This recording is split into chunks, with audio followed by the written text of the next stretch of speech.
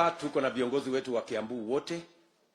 Hapa tuko na Alfred Mutua, governor wa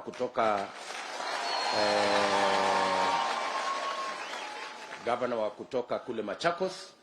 He is a member of the Kenya Kwanza team. Hapa tuko na ndugu yetu Musalia Mudavadi. Ndio tuko pamoja katika hii safari ya Kenya Kwanza. Hapa tuko na Moses Kuria wa kutoka Kiambu na Bwana wa Matangi wa kutoka Kiambu.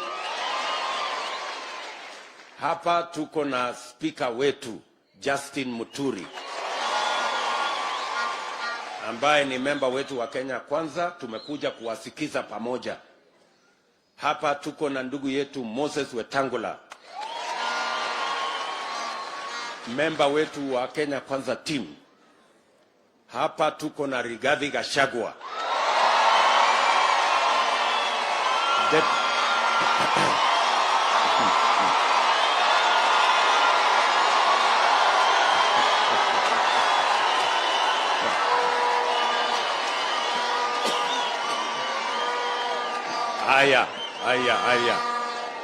Haya. Wewe.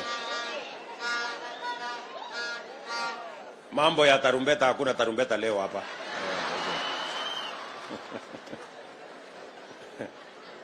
Ndio. Tarumbeta tu wanga naye kwa rally. Hapa hakuna tarumbeta leo. Hapa tunaongea mambo ya uchumi. Sio, naelewana? Huyu Rigathi Gachagua ni deputy captain wetu. Na mulisikia tofauti kati yetu na wale tunashindana na wao. Wale tunashindana na wao, wakati yule jamaa aliunveil deputy wake, alimwambia aende apambane na kubadilisha katiba. Hata akasema yeye ndiye atakuwa waziri wa kubadilisha katiba. Mimi wakati tuliunveil huyu muungwana Rigathi Gachagua, nilimwambia aanze na kupanga uchumi. Na mimi nataka nimshukuru huyu Rigathi Gachagua kwa sababu hiyo majukumu nilimpatia, he has hit the ground running. That is why tangu tumpatie hiyo nafasi ya kuwa deputy captain, tayari tumefanya economic discussion ya Nakuru, tumefanya ya Murang'a, tunafanya ya Kiambu leo, ya Kericho inaendelea this week, ya kule Eldoret inaendelea this week, tumemaliza ya Embu juzi, tunaenda ya Tharaka Nithi. We are hitting the road running because that is the most pressing and the most urgent discussion of our time. Tunaelewana jameni? So the difference between us and our competitors is as wide and as clear as day is from the night. Tumekubaliana? So now we are ready to listen to you, na tutawaonyesha viongozi wale wengine baadaye. Asanteni sana. Welcome to the conversation.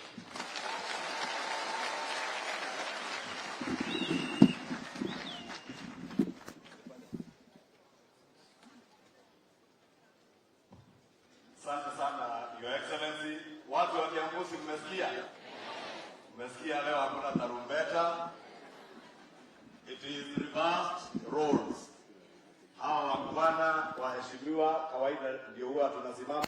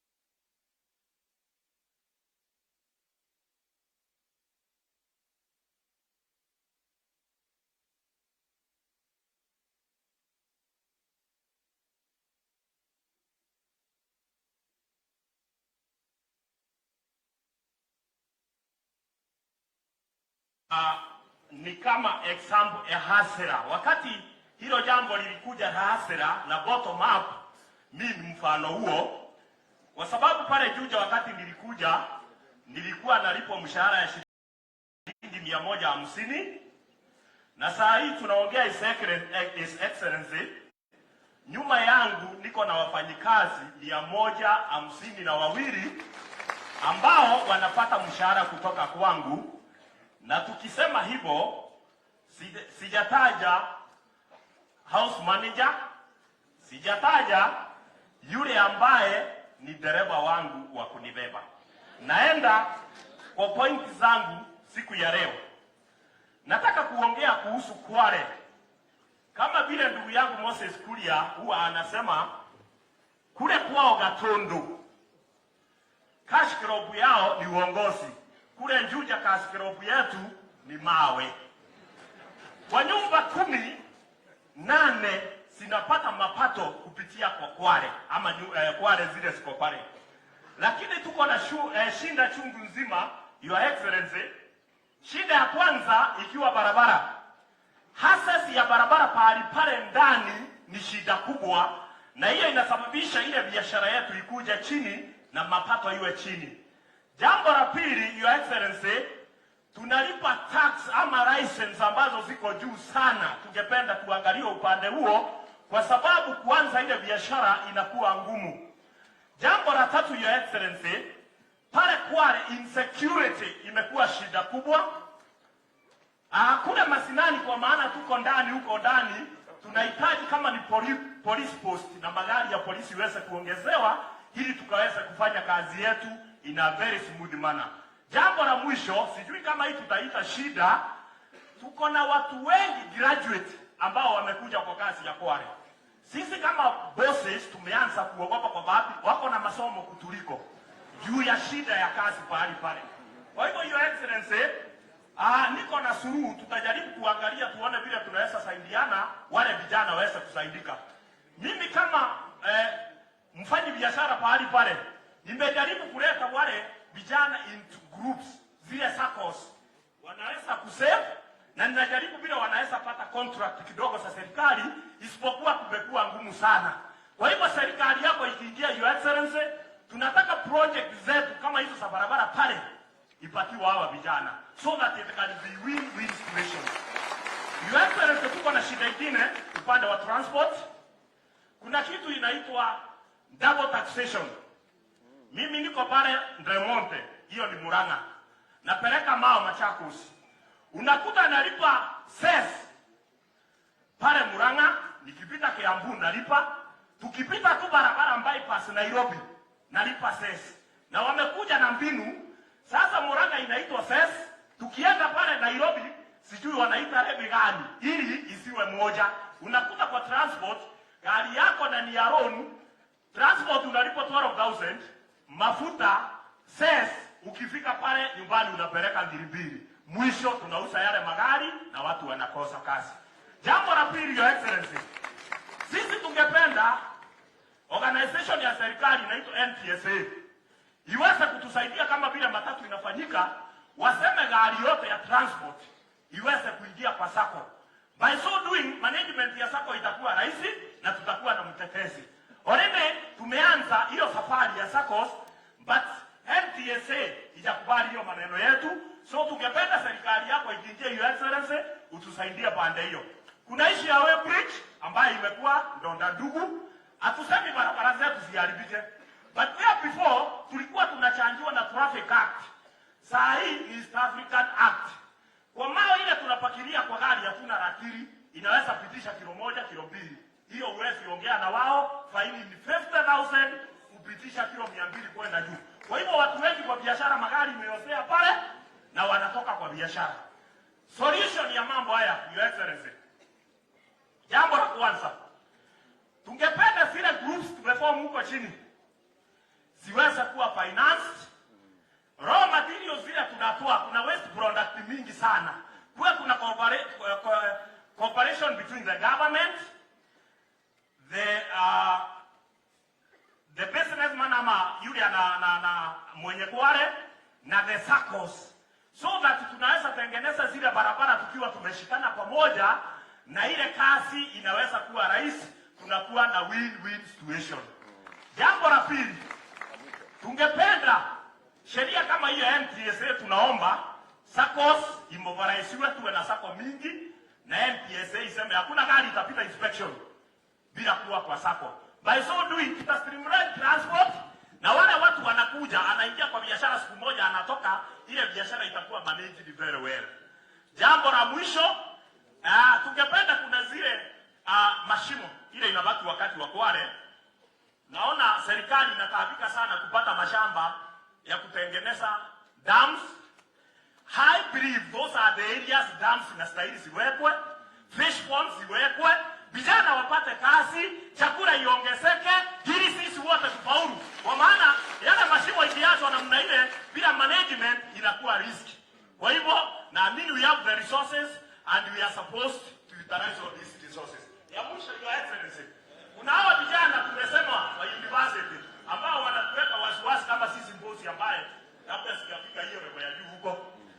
Tunasema namna hii, ule kijana akienda kutafuta kazi kwa serikali anaambiwa lazima uwe ume practice ama uko na experience ya 2 years. Halafu akiingia pale kabla hajamaliza mwaka ya kuaso, ameanza ero vile alipewa, anaanza kukatwa. Your Excellency, tungeomba serikali yako ikiingia iangalie ile maneno. Jambo la mwisho nikimalizia, Your Excellency, ili nipenda hivi. Nataka kusema hivi. Kuna hawa contractors ambao ni wa China ambao wamekuja, wanajenga barabara ndio, lakini unakuta hata ile matingatinga wanakuja naye wanakodisha kwa China wao. Mimi ningeng'ang'ana kama Mkenya, niko na tinga yangu 2 imeosea pale, haipati kazi, kwa maana hata hizi kazi kidogo kidogo ya Excellency wanafanya.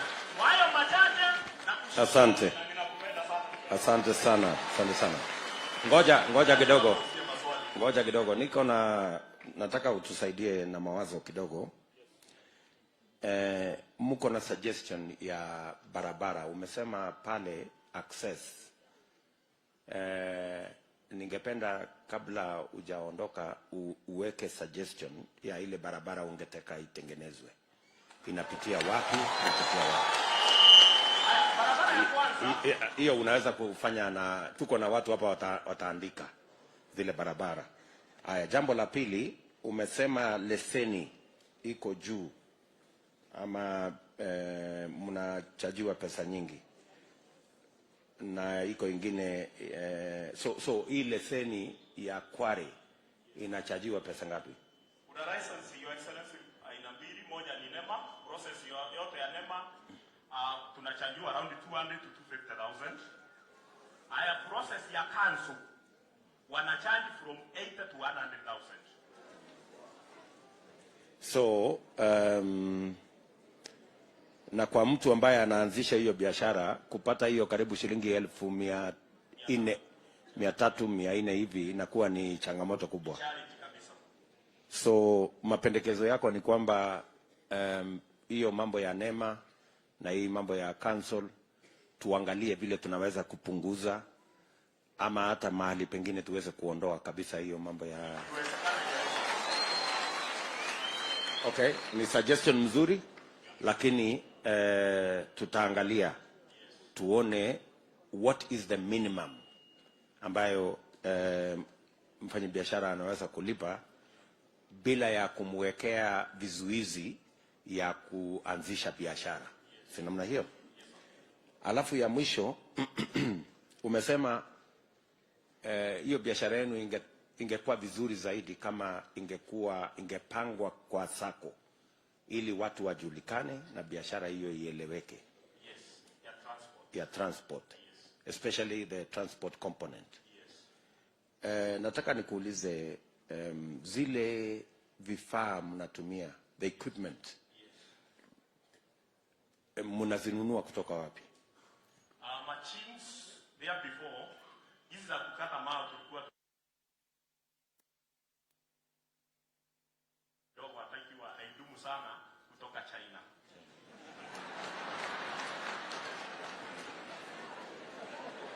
Alafu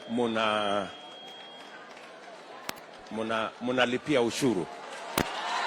Unalipa tax ndio. Mnalipia ushuru. Yes sir. Haya. Karibu gavana wetu wa Bwana Mheshimiwa Kabogo. Karibu sana. Please. Thank you very much.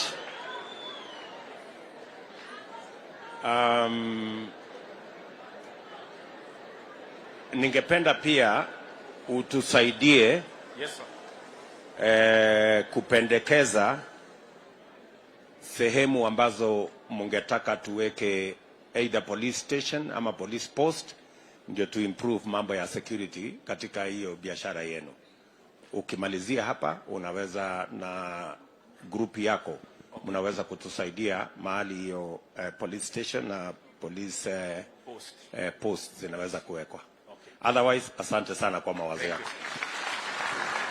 Thank you. Richard. Asante sana Cosmas. Next, Your Excellency, ni Karimi, a dairy farmer from Githunguri. Watu ya ng'ombe ya maziwa.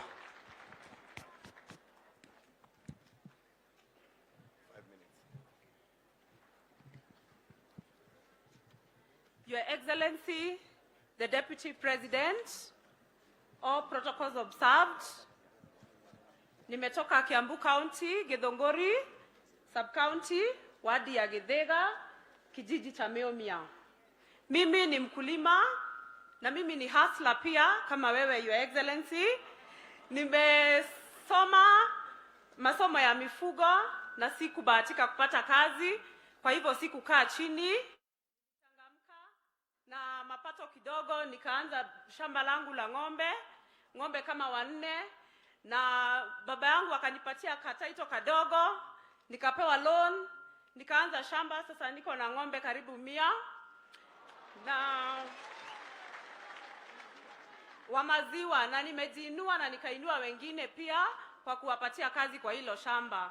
Pia niko na factory kadogo na manufacture maziwa na nauza kwa mahasla kwa sababu hatujaweza kuingia kwa soko kubwa. Katika biashara ya ukulima wa maziwa tuko Your Excellency na mashida mingi sana ambayo tunapitia ama challenges za kila siku. Kwanza ni bei ya chakula. Bei ya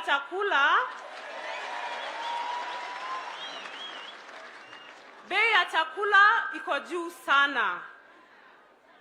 Hapo mbeleni tulikuwa tunanunua chakula kama dairy meal shilingi kama 2,000. Sasa hii tunanunua 3,000 karibu hata 4. Ilhali bei ya maziwa haibadiliki. Kwa hivyo mkulima wa maziwa anaendelea kufinyika. So tungetaka serikali ya Kenya Kwanza iweze kuinua mahasla ambao wanafuga ng'ombe kama mimi, tuweze kupata chakula na chakula mzuri. Sasa hii hata chakula ile tunanunua 4,000 unapatia ng'ombe badala ya kupatia maziwa ananona tu. Ilhali tunataka maziwa. Hakuna boma ya mkaaji wa Githunguri, Kiambu ambapo hakuna ng'ombe, na kama hawatupatii maziwa hatusaidiki hata kidogo. Kitu kingine Your Excellency ni bei ya maziwa. Bei ya maziwa imekuwa chini sana. Tunanunua chakula kilo moja shilingi 50, ilhali maziwa tunanunuliwa shilingi 45. Unapata kwamba kuna cartel ama mabwenyenye ambao wameshikilia soko, wananunua 45, wanaenda wanauza 120. Ilhali mkulima amenunua kilo ya chakula 50 shillings. Kwa hivyo tungetaka serikali yako iweke mikakati ambayo itaregulate prices za maziwa. Tuko na bahati watu wa Githunguri mahali nimetoka, tuko na Fresh Dairies ambayo imeshikilia wakulima sana, lakini kuna Limuru imekufa, si ndio? Haya, Pasture ni kama pia imededi. Kwa hivyo tunataka at least kila town ama kila sehemu iwe na cooperative ambayo itashikilia wakulima. Pia Your Excellency, wakulima wa ng'ombe wamekuwa na shida, especially last year kulikuwa na epidemic, wakulima mifugo ikakufa sana kwa sababu ya magonjwa kama foot and mouth. na ni magonjwa ambayo saa zingine hatuwezi kuzuia, na kwa sababu ya hiyo wakulima wengi sana walienda kupoteza mifugo na kukosa kazi. Tungetaka serikali ya Kenya Kwanza pia itusupport na kutupatia insurance cover ya mifugo wetu.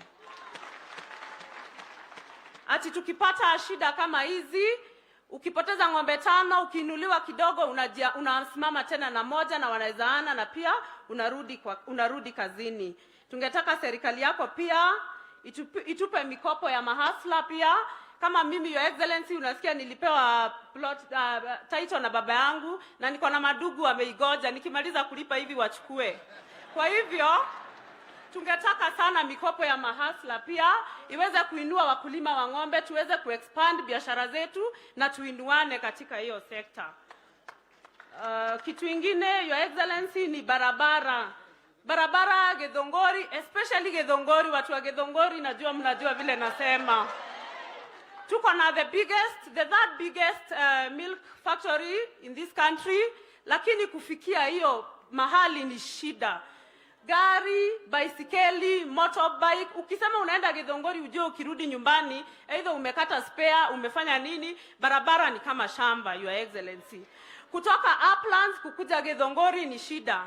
Mimi, Your Excellency, nimetoka kijiji ambacho kuna barabara moja ndogo ambayo inaniconnect kwa the nearest center, mahali ambapo naenda kununua chakula ya mifugo na peleka maziwa, lakini kwa sababu ya daraja mahali pa 30 meters nazunguka over 20 kilometers kwa sababu hiyo barabara hatujatengenezewa. Kitu ingine, Your Excellency, tungependa serikali yako pia. Tuko na vijana wengi ambao wamehitimu masomo ya ufugaji wa mifugo na hawana kazi. Kwa hivyo tukiinua wakulima, tupate chakula mzuri, maziwa bei mzuri, tupate cooperatives nyingi, pia kuwe na competition ndio bei ya maziwa iwe mzuri, pia wao watakuja kupata ajira ama kazi.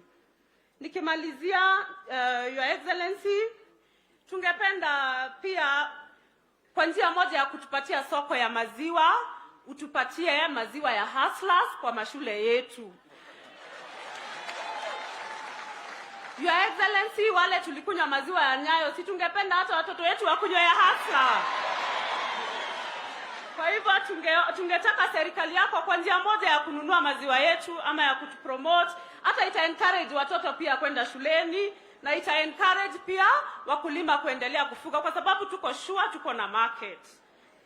So nikimalizia, ningependa kushukuru sana kwa kupewa hii nafasi kusimamia wakulima wa maziwa, especially nikiwa mwanamke, na mahali nimetoka Githiga Ward, mahali pia tumenominate MCA mwanamke Ruth, na I'm very proud to be a woman today. Thank you. Thank you. Thank you, Karimi. Can you help us with some ideas? It's true, we have a challenge of the high cost of feed. Chakula iko bei ghali na inachangiwa sehemu kubwa na kwamba most of the ingredients, raw materials ya kutengeneza chakula, there is imported soya, sometimes simsim. What we want to do as Kenya Kwanza is to work on contract farming ya hizi oil crops ambayo tunatumia kwa kutengeneza chakula ya mifugo, kutengeneza chakula ya ng'ombe, chakula ya kuku na hizo zote, because inakuja yote pamoja. Nyinyi kama wakulima wa ng'ombe ya maziwa,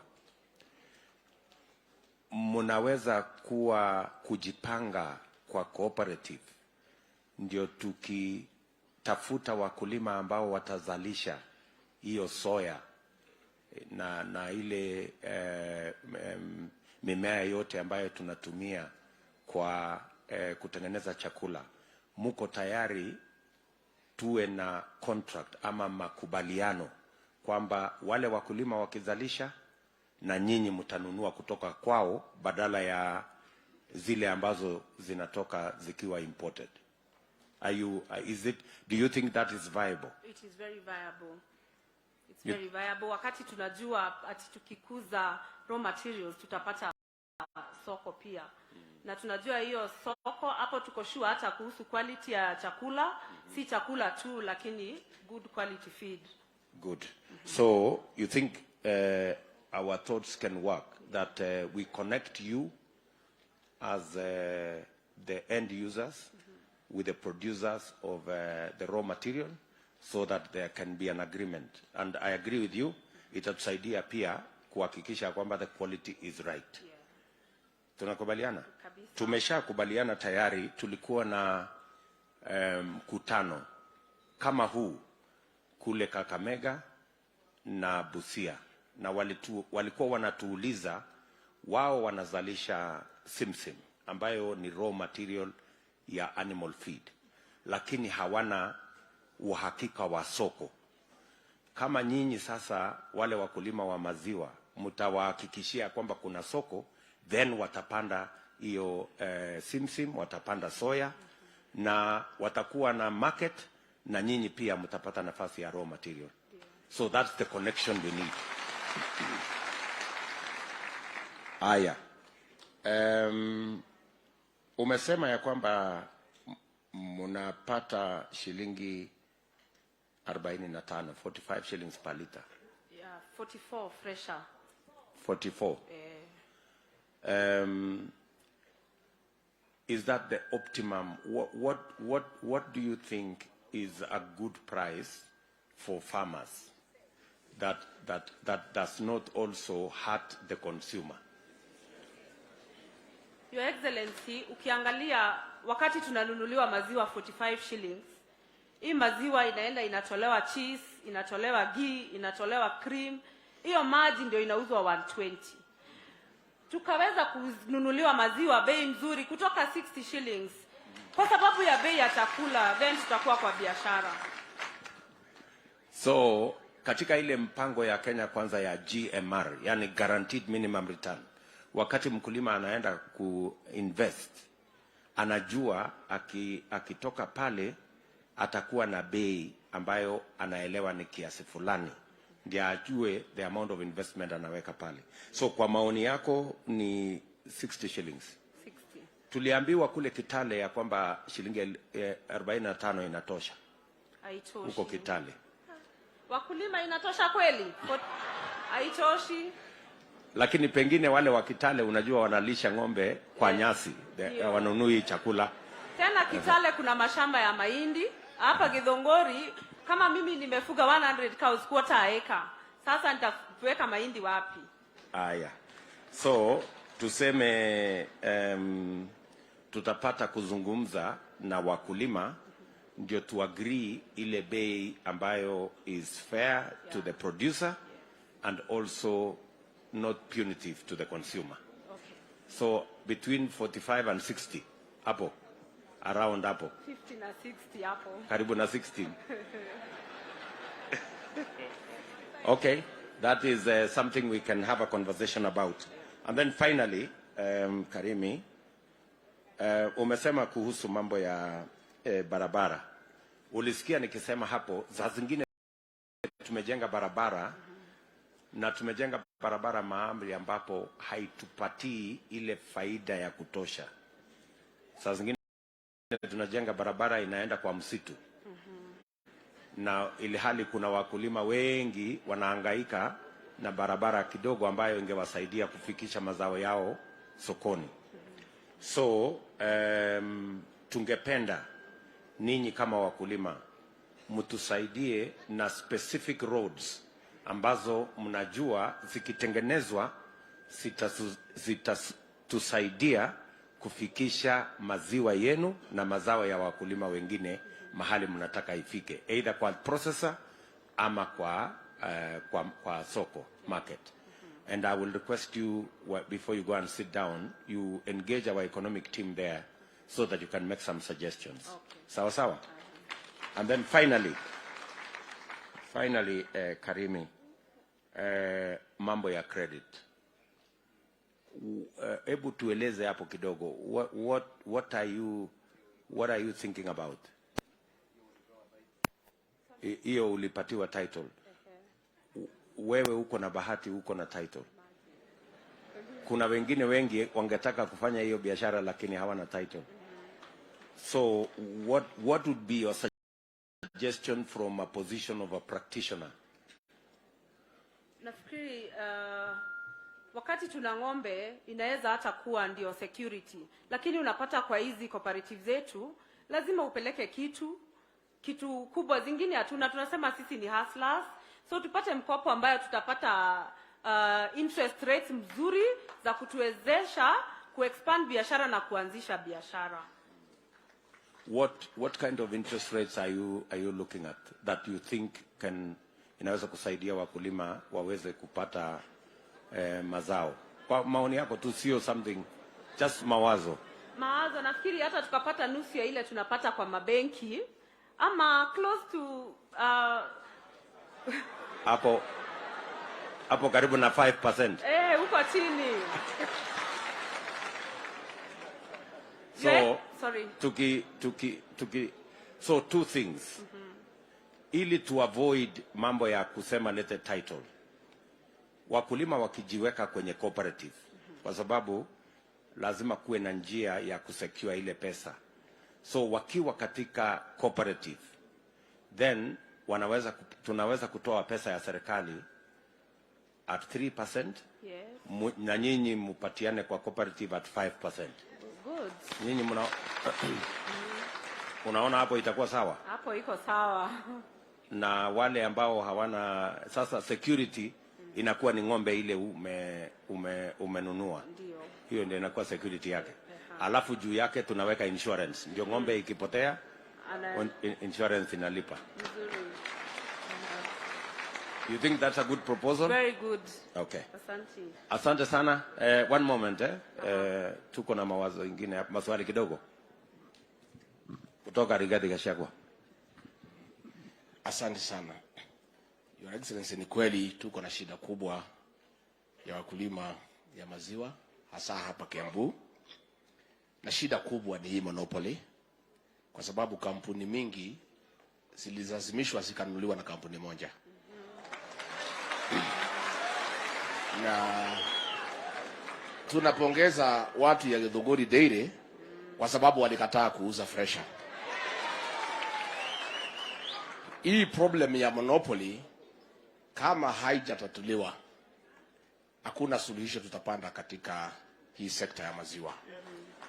Na hii maneno ya hii kumaliza hii monopoly iko mkononi mwenu na sisi wale mko hapa, wakulima na Wakenya.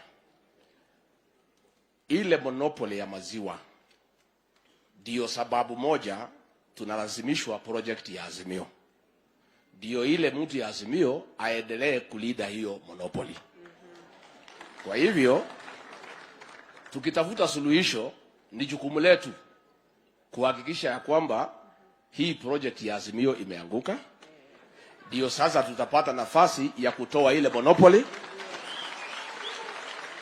Ndio hawa wenye monopoly wasiweke bei, kwa sababu wananunulia sisi maziwa shilingi 40-45, wanachemusha, wanaweka karatasi kidogo, wanauza 120. Na hata hapa Your Excellency, hapa Kiambu iko mama moja rafiki yangu alitaka kuniletea maziwa, akashikwa na watu ya Kenya Dairy Board jiani.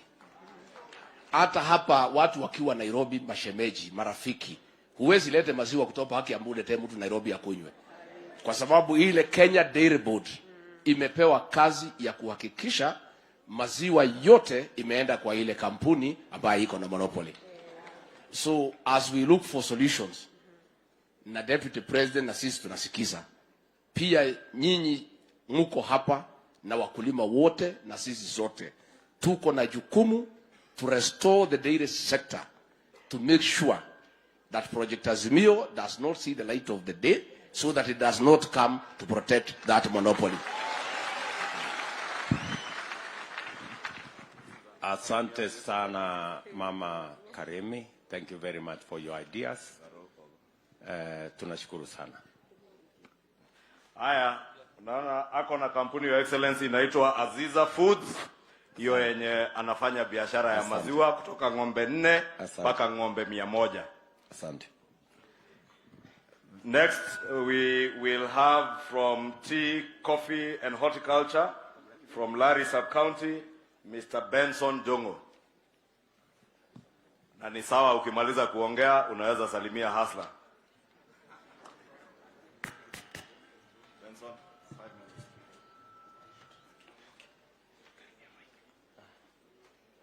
minutes. Mbele yenu ni hasla ambaye anafanya kazi ya ukulima wa chai, kahawa, barachichi, avocado, ambayo zamani tulikuwa tunaita magunagui, lakini siku hizi tukipewa biashara mzuri si itaacha kugunagui. Sasa zile changamoto ya kwanza, tunajivunia kuwa wakulima. Lakini hata tukijivunia kuwa wakulima, tunajivunia tu kwa mdomo. Mfuko tunalia. Tunalia kwa nini? Jambo la kwanza ni sababu huu mchanga ambao tunahitaji kwa ukulima umetumika kwa muda mrefu sana. Na sababu umetumika kwa muda mrefu, madini ama nutrients zenye ziko kwa mchanga zimeshuka chini. Lakini mkulima kuangalia mchanga kwa macho hivi hawezi tabua ni madini gani ambayo yanahitajika. Kwa hivyo anahitaji laboratory tests zifanyiwe, na ukipeleka pale saa hii bei iko juu ya kufanya hizo tests. Ukifanyiwa hizo tests, interpretation ya hiyo data, mimi nikipewa nitasema nini naye? Na nimelipia. Tena naambiwa leta consultant ndio kupea advice. Ili hali serikali inaweza kuwa na interpreters wa hiyo data, ikuwe close to the farmer. The cost of those analysis ipungue, ama tufanyiwe kwa kila county simple testings, pH, major nutrients ziwe zinatestiwa pale. Hii ingine ni ukipewa advice, enda nunua hii bolea. Uende kwa soko ununue hii bolea. Ya kwanza, bei iko juu.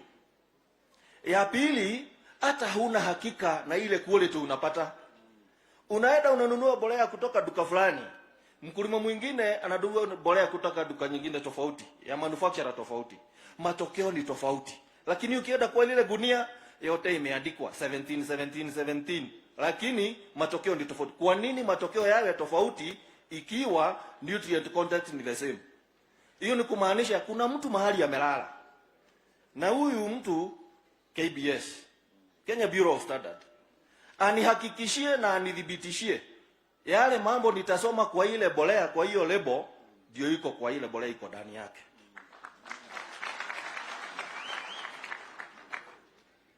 Ya tatu niyo tunasema that high cost and the quality. So what do we do? Tutafanya nini? Kama serikali tugeomba tuwe tuna mambo ya taxes ya agricultural inputs. Hakuna haja niambiwe nilipie kwanza alafu nikuje nirejeshewe na KRA. Sababu itabidi nikuwe na pesa kwanza ndio nilipe. Hiyo pesa imetoka kwa production system, hainisaidii. Ikirudi baadaye nitakuwa nimepoteza gharama ile nilikuwa nimefanya na muda umepotea. Hiyo ingine ni mambo ya kuwa sina hela. Kijana ametoka shule, hasla, ako na nini? Tumesikia mtu hapa, mwanadada hapa, alikuwa na bahati, babake alikuwa na title. Kuna hao ambao hawana title, lakini nimepewa kisehemu kidogo na babangu. Tuko watu watatu. Sasa utaweza nisaidia nini? Kwa nini tusipewe startup capital ya agricultural production? Ambayo nitapewa muda. Kama mimi ni mzalishaji wa chai, tunajua vizuri sana nitaanza kuvuna chai baada ya miaka 3. Kwa nini nianze kulipa next year? Kwa nini nianze kulipa in 3 months? Na pesa itatoka wapi? Ila hali ile pesa nimekopeshewa haijaanza kuniletea mazao. Kwa hivyo mtu aanzie kulipa ile loan kulingana na muda wa ile project anaenda kuweka. Kama ni mtu wa maziwa, anaweza kununua ng'ombe aanza kuzalisha maziwa 2 months, 3 months. Mkulima wa maharage ama vegetables 3 months ataanza kuuza. Mkulima wa kahawa probably 3 years. Majani chai 3 years, the same, kwenda juu. Hiyo ingine ni kwa hizi mazao za chai na kahawa na barachichi, avocados, ambazo huwa zinachukua muda kwa shamba, saa zingine zinakuwa na outbreak ya magonjwa na wadudu waharibifu, the pest and disease outbreak. Hatuna uwezo ambao uko kwa usawa sisi wakulima wote. Kuna wale wakulima wataweza kuzuia yale magonjwa, lakini jirani hana uwezo. Itafanyika nini? Atazuia magonjwa, lakini baada ya muda kama siku 3-4 ugonjwa unatoka kwa jirani yake unarudi. Kwa nini tusikue na control programs? Tukiwa na agricultural extension service providers, wanakuja wanazunguka kwa haya mashamba, wakiidentify ugonjwa ama wadudu waharibifu, wanasema ile dawa tunatumia ni hii. Inaanza kutumika pande moja ya wazalishaji mpaka pande ile nyingine. Inawekwa kwa siku 2 siku 3.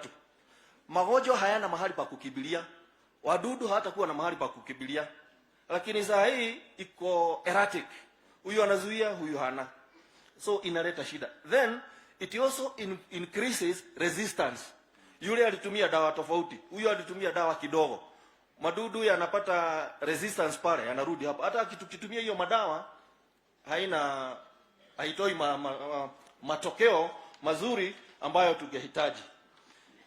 Hiyo ingine ni mambo ya bei. Kwa nini tusikue na kitu inaitwa guaranteed minimum returns ambayo ulisema? Lakini hii guaranteed minimum returns nani anaiweka? Tuhusishe mkulima, tuanze na yeye. Gharama ya kuzalisha iko ngapi? Ugiwa kama hii pesa ulikuwa umeendea bank iko na 10% interest, weka pale. Sasa ukishaweka hiyo 10%, sasa tafuta faida ya mkulima. Hiyo ndio inaitwa sasa guaranteed minimum returns. Mkulima atakuwa kwa biashara. Hiyo nyingine ni mambo ya soko. Soko kivipi?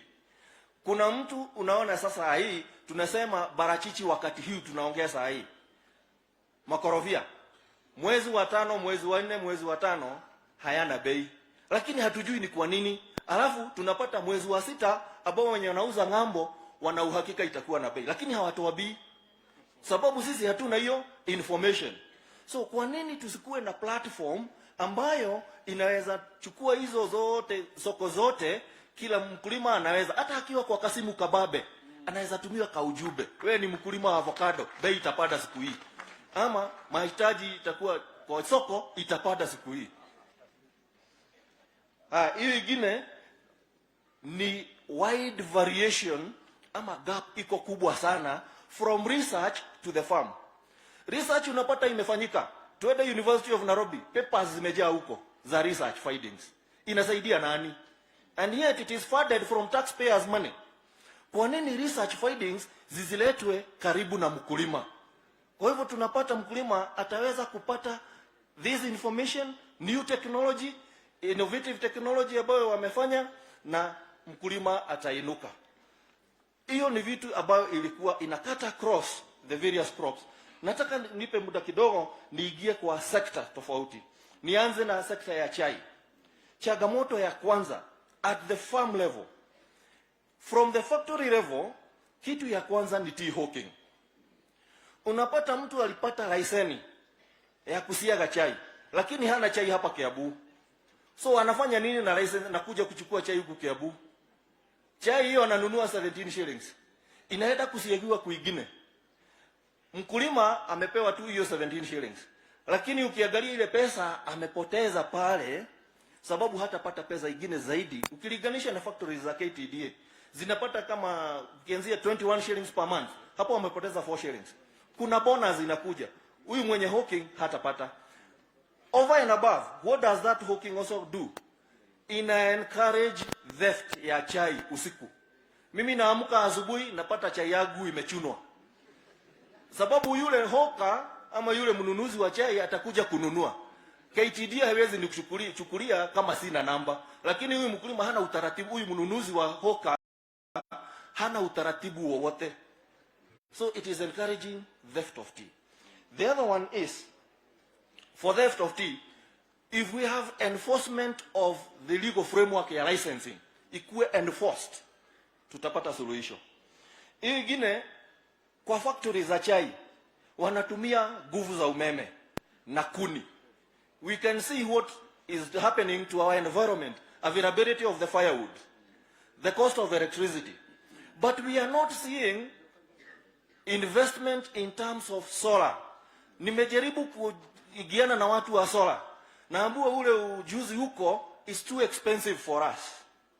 What can the government come? Can they subsidize or remove some of the taxes for these inputs ndio tuweze kuzitumia? We will protect the environment and we will have cheap tea. We reduce on our carbon mileage. Hiyo ingine ni barabara. Wakati kumekauka, majani tunabeba vizuri. Wacha kunyeshe tu siku moja, chai inalala kwa buying centers. Na tunaambiwa hii bado inazusha quality. So those roads, we need to identify. There are some roads. For example, I come from Kagwe Tea Factory. There is one road. It has never been made. And we use that road to deliver 60% of Kagwe tea. That is a very important road for us. It has never been made. Coffee. The most and the worst in coffee. Mismanagement of cooperative societies. If we had good management of cooperative societies, tunachaguliwa kuingia kwa coffee cooperative societies tukiwa maskini. In 2 years, mtu anaenda na Range Rover. Tunaona hiyo ni pesa yetu. Lakini tukijaribu kama wakulima kufuata yeye, hatuna uwezo. Yeye ako na pesa ile alituiba, alitupora. Kwa nini tusiwe na sheria ya kulazimisha huyu mtu ile pesa alipora irudishwe kwa society? And because we have I'll hand over because there are other more contributions. I'll hand over this report. I know it will get you. Hasala mwenzangu. Thank you very much, my brother. You have a lot of information. I am really surprised that you have a wealth of information. Pongezi. Thank you. So, Bwana Ndung'u, umesema mbolea tuhakikisha kwamba is of the correct quality. Yes. Na pia tuhakikisha kwamba iko katika bei ambayo mkulima anaweza kulipa. Yes. At the moment, bei ya mbolea ni kama shilingi ngapi kwa saa hii? DAP ukienda kwa soko is between 6,000 6,200. 17 5,800. CAN 4,500. Depending on where you are. Yes. So I remember we had brought it down to 2,500 at some point. Sir, can I tell you the problem? Yes. The problem is the subsidized fertilizer is only available at NCCPB stores. And not all of us are able to go there. The other one is the bureaucracy involved in accessing the store. That is the work.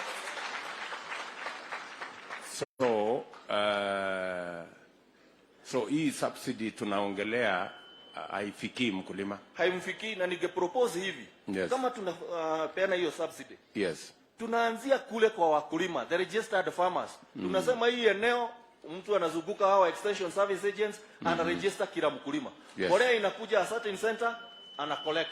Mkulima anachukua, analipa pesa yake. Very good. So unataka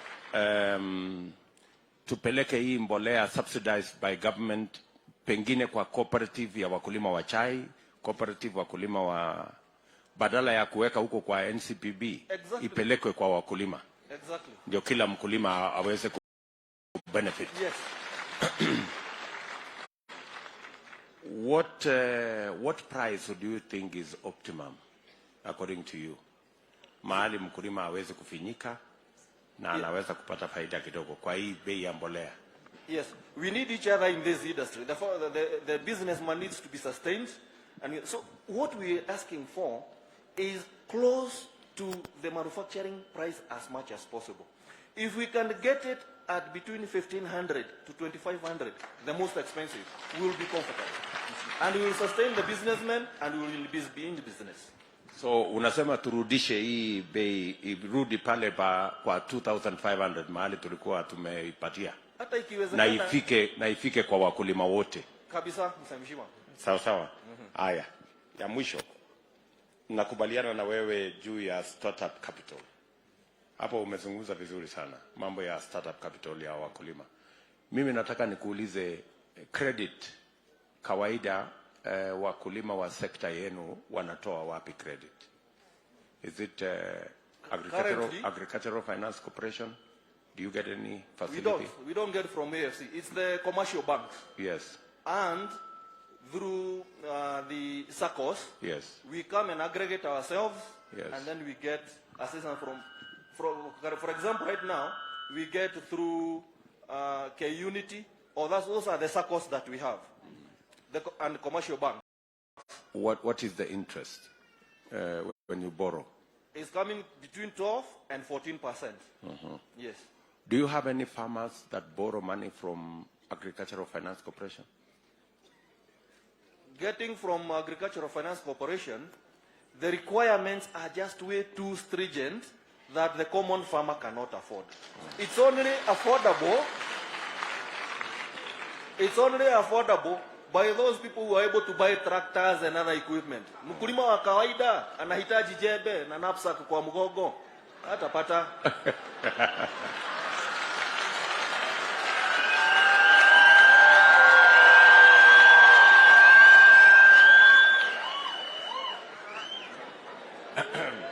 So, Bwana Ndungu. Ndio. So, umesema ya kwamba kama ingewezekana, wewe kama unapendekeza, ni tufanye vile tulisema kwa ule mama wa dairy, kwamba mikopo ya sekta ya production kama kilimo tuilete chini ikuje pale kwa 5%. 3 to 5% will be okay. 3 si iko chini sana?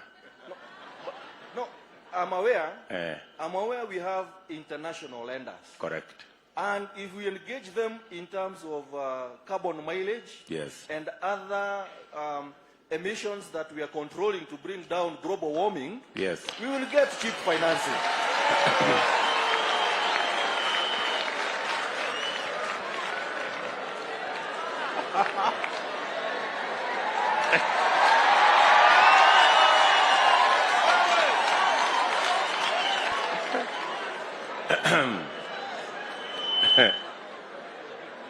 Aya, sasa Bwana Ndungu.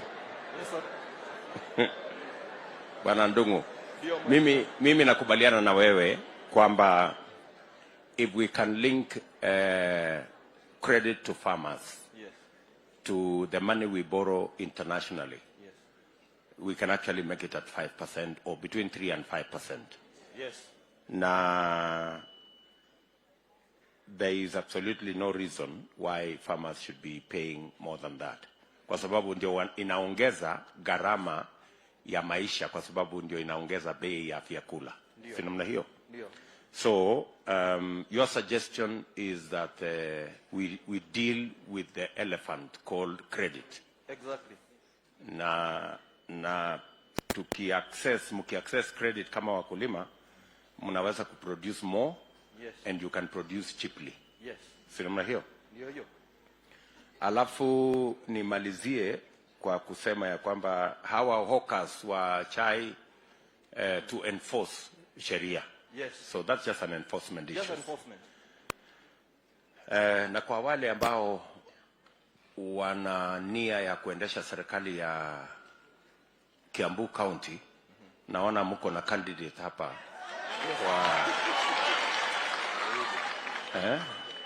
wa kusimamia sekta ya kilimo. Asante sana Bwana Ndungu. Ngoja kidogo, 1 minute. Asante sana Ndungu. Nataka tu niulize 2 questions. One on coffee. Yes. Timu hii Deputy President ameweka inaangalia mambo ya uchumi na vile rekebisha mambo ya kilimo ndio mkulima apate haki yake. Saa hii kilo moja ya kahawa inalipwa pesa ngapi?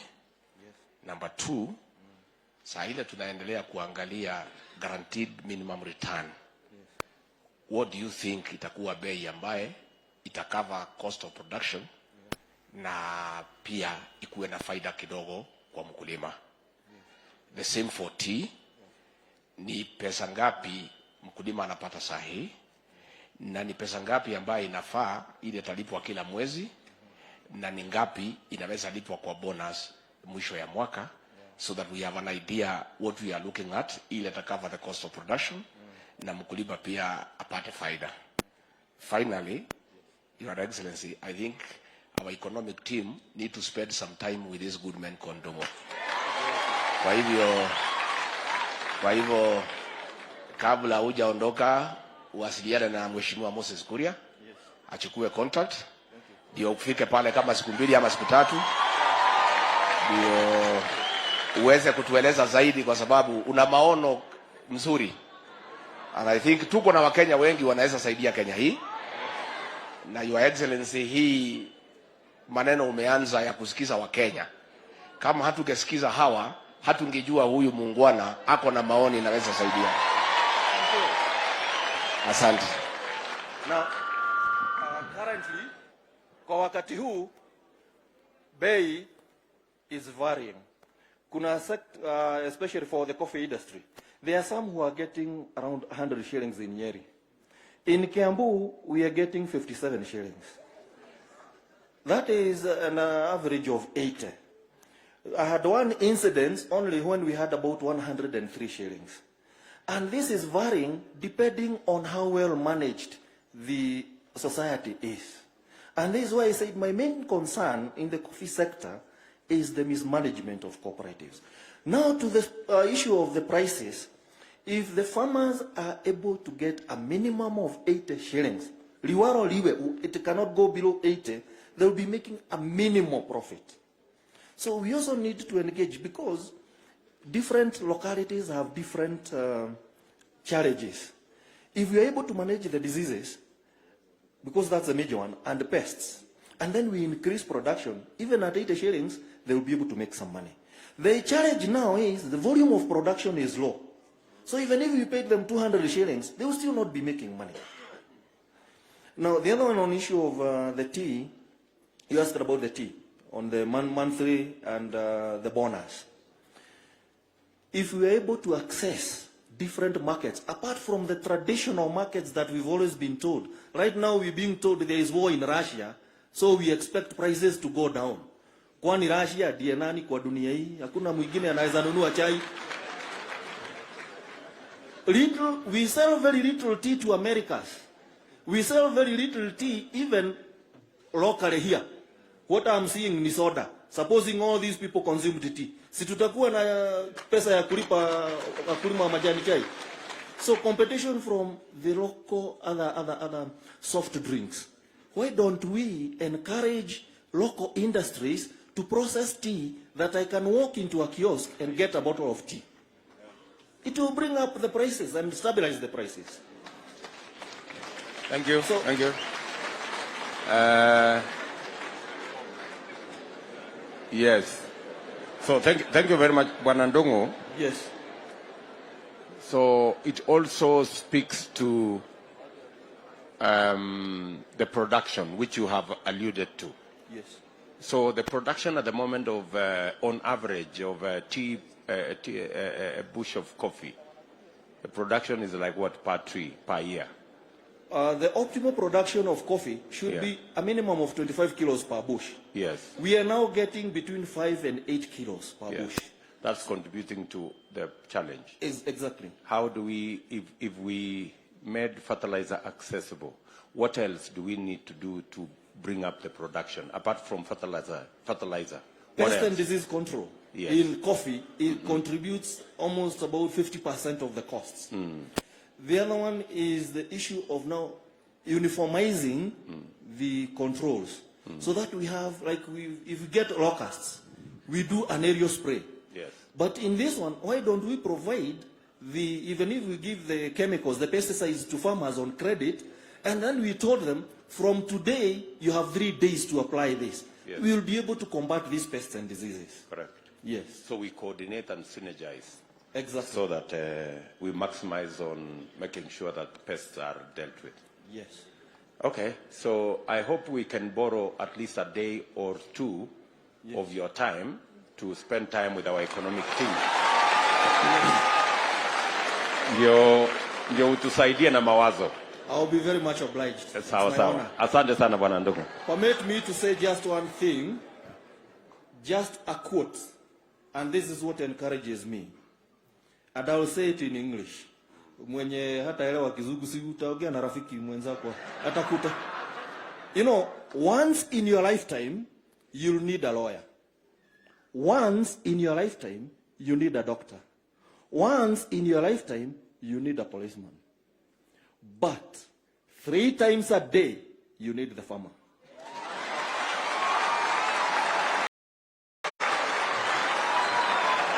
Haya, Benson, nenda usalimie Hasla. Your Excellency, as I invite the next speaker, Mr. John Mboga, to represent Commerce, Trade and Markets from Ruiru Sub-County. Mheshimiwa Naibu wa Rais, nina hakika unatafuta mawaziri. Na hii kura yetu hapa Kiambu ni mingi sana. Na ukitafuta waziri wa kilimo, nafikiri umepata hapo.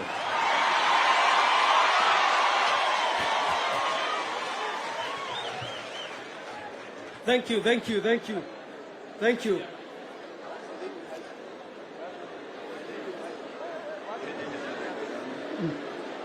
Haya, tutulie tusikie kama tuko na waziri wa Trade and Industry hapa. Hamjaboni wa Kenya. Kwa majina ni Mboga kutoka Ruiru Sub-County.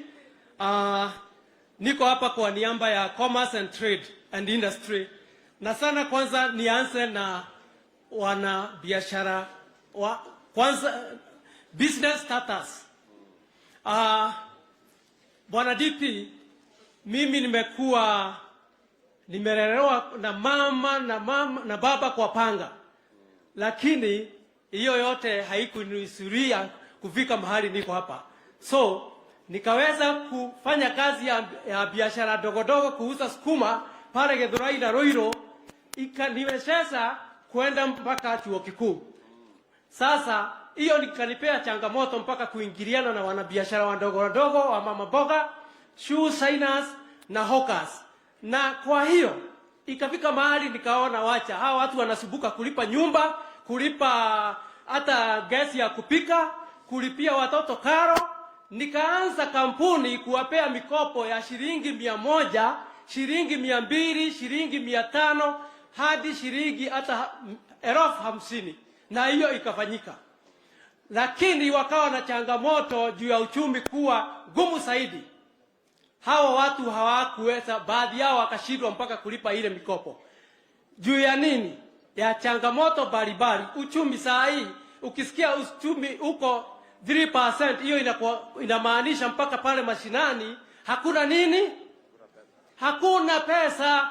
Hiyo ni kumaanisha wale wa mama hajiwezi, yule shusaina hajiwezi. Kwa hivyo kwa niaba ya wafanyabiashara, makamu wa rais, tuko na changamoto kubwa sana. Kwanza wale wanaanza biashara, business starting fund, that is venture capital fund, tugeomba agarau mtu yote anaanza biashara yule ako na noble ideas, because you have very noble ideas going to the grave whether we like it or not. That's the situation. Kenyans wamesoma, so we can have business starters fund. So bwana makamu wa rais, hiyo itasaidia hawa graduates umesikia wako wanaenda Kwale with very noble ideas. Second point, guarantee fund, loan guarantee fund. Each and every sub-county should have loan guarantee fund for all the business starters plus the ongoing business, small businesses. That's why these small businesses are failing with the reasons. Because inafika mahali unataka shilingi 5,000 unasunguswa na wanabenki, interest rate kule kwa benki ni kubwa zaidi, excise duty ni kubwa zaidi, processing fee ni kubwa zaidi. What do? You coil. Hiyo biashara inafanya nini? Inaisha. Umecreate business kwa watu wengine, umecreate employment kwa watu wengine, so hiyo biashara inakufia hivyo just because of 5,000 shillings. So we request your coming government to consider or set aside an authority to have venture capital fund for business starters and ongoing businesses. Second, to have loan guarantee fund for each and every county. And we should, if possible, have a kitty for that and an authority for that. Hiyo itatusaidia sana. Next, kwa county zetu utakuta kuna business permits na licenses. Why can't we have only one single permit or one single license badala hii milolongo ya licenses? Kwa nini tusikue naye? Ndakaa tutakuwa na hiyo single business permit. Unakuta ile permit ya 10,000, yule kuna mtu hawezi lipa hiyo mara moja. Nikichukua ile capital sasa na ni 10,000 na ndio nahitaji kulipa ile kanjo. What do you expect? Kaa nyumbani, umempeleka nyumbani. The business is gone. So we request the country. The other issue, particularly when it comes to issue of taxation, Your Excellency, the element of VAT is really hurting this country, and I can tell you for sure. The element 16%, surely. That's why the cost of unga is going all the way to 150, and that's why the cost of cooking oil is going to 900 and something. So with only 1,000 today, you go to a supermarket, my fellow citizens, you only buy only 2 items. You can imagine. Now, where is Mama Mboga? So the element of taxation, the element on income tax is really hurting business in our country. The other element, key element right now is the cost of fuel. That is hurting across board. Either manufacturing, either matatu industry, it's cutting across and it's affecting our economy. If suppose we can have our cost of fuel, the government subsidize the cost of fuel from 145 the way it is, 150 to 100 shillings or less than like 80 shillings, like any other East African country, you can imagine what will happen to our economy. You can imagine somebody from Loiro to Nairobi pay just only 100 shillings. Surely. Huyu mtu wa biashara ako namna gani? So that is killing our economy, whether we like it or not. It's hurting our economy. Thank you very much. Thank you. Thank you very much, James. John Mboga, eh? Sure. Yeah, asante sana Bwana Mboga. Tunakubaliana na wewe mambo ya startup fund. Sure. Umetueleza hapo uko na experience kidogo ya kulend pesa. Sure. Mahali ambapo inafika mahali wanashindwa kulipa. Sure. On average, from where you sit, on average, wale wafanyabiashara wadogo ambao wanakopa hizi pesa pale madukani, packet, ni kama wanakopa na interest ya pesa ngapi kwa mwaka? Ama ni kwa mwezi, ama ni kwa wiki, ama ni kwa siku? Sana hawa watu wanahitaji, wako na mahitaji ya papo hapo. Kwa hivyo unakuta mtu anataka shilingi 5,000. Hiyo ndio ama 2,000 hapa. Ama 2,000. Hiyo ikizidi sana ni ya kulipa nyumba shilingi 6,000 ama 3,000. Na hiyo inakosekana hata ukiona ni wanabiashara. Surely. So mimi nakuuliza, nataka unijibu usikize yes. Ile kitu mimi nakuuliza. Yes. Tafadhali. Najua you have answered correctly. Mimi ndio sijauliza vizuri, wacha niulize vizuri. niulize huyu mtu ambaye ako sokoni hapo amekopa shilingi 1,000 ama 2,000 pale sokoni, anatakikana alipe baada ya muda gani, na interest ya hiyo pesa ni kama pesa ngapi? Kama ni 1,000 ama 2,000, anatakikana alipe after how long? Is it a day, 2 days, 1 week, 1 month? And how much interest do they pay on average? On average, huwa it goes to between 10 and less than 10. Itakuwa, lakini ukienda confessional vile inafanyika, it's more than 20%. It's more than 20% ukienda kwa banking industry. So but how can they afford 20% per year or per month? Per annum. Per annum. 20% na unakuta hakuna hata grace period. So 20% per annum. Aya. Umesema vile vile ebu hiyo ni maoni yake Bwana Mboga. Pengine kutakuwa na mtu mwingine ako na experience tofauti. So Bwana Mboga, umesema hii pesa ambayo ni ya kusaidia wafanyabiashara wa kule chini, ungetaka iwekwe mahali ambapo kila mtu anaweza kufikia, si umesema hivyo? Exactly. Na pia umesema hiyo venture capital iweze kufikia watu wengi, na pia kuwe na conditions ambayo sio very stringent. Exactly. Mpango wetu, umesikia kwamba tuko na mpango kama Kenya Kwanza. Sure. Kwamba tutaweka fund ya shilingi bilioni 50, na hiyo pesa haitakuwa kwa constituency, haitakuwa kwa county, tutailete mpaka kwa ward, pale kwa ward. Wow. That will be good. Na pale kwa ward itapatianwa kulingana na mahitaji ya kila mtu, lakini lazima wawe katika sacco ama wawe katika cooperative. Great.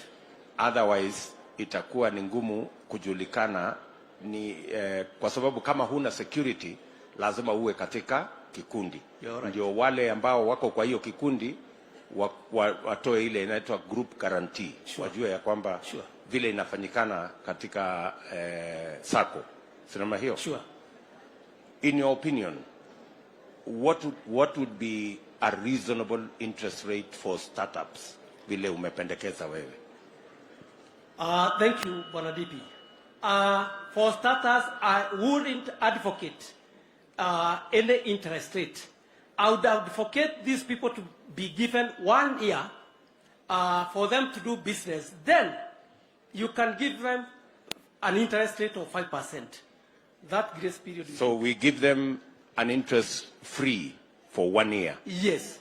Mpaka ile biashara iendelee. Yes. Alafu baada ya hiyo interest rate isizidi 5%. Exactly. Iwe hapo kwa 3, 4, 5% maximum. Exactly. Hiyo ni mapendekezo yako. That's what happened in the most developed countries. I hope our economic team are taking notes on the proposal by our good brother. Alafu ya mwisho umesema kuhusu leseni na permit. Yes.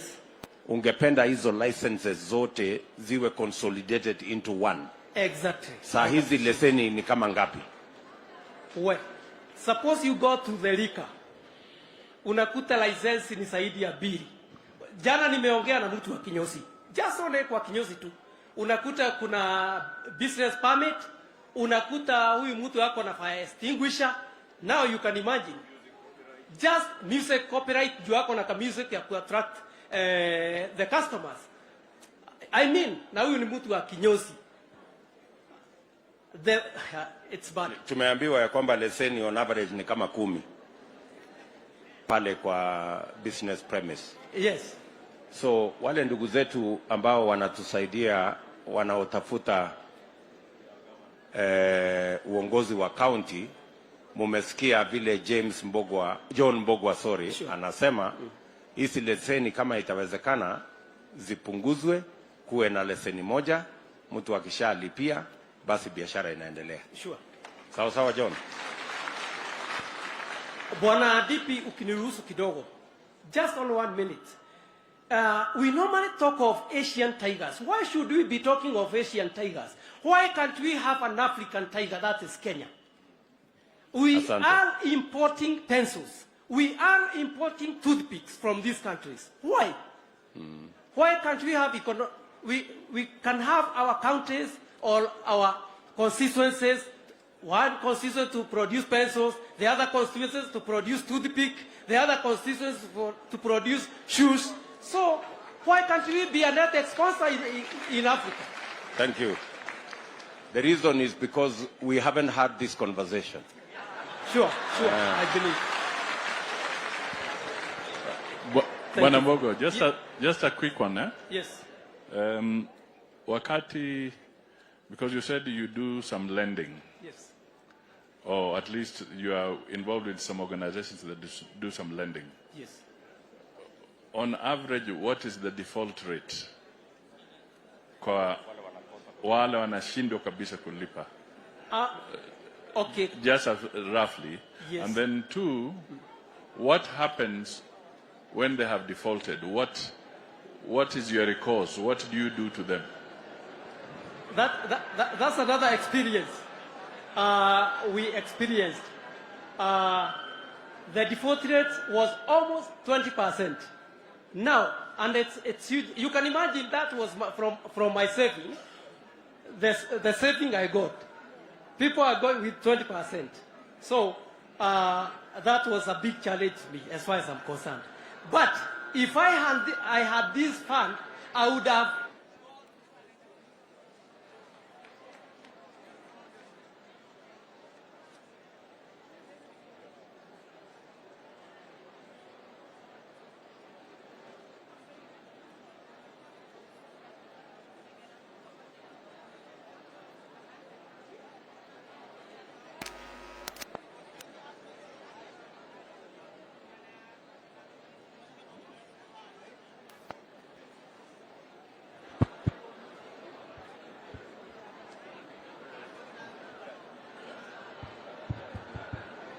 Thank you. Thank you.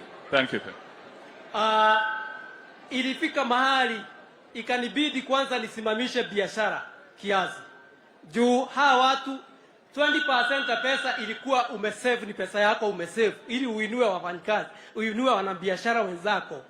Sasa hiyo ikabidi ile biashara ikawa juu wako na changamoto, ile biashara isimame. Na ni kawaida mpaka wale wanabiashara tuko nao hapa.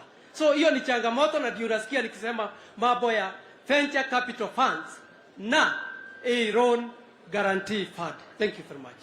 Okay. Thank you. Aya, asante Mbogwa, huku jibu wale wanashindwa kulipa.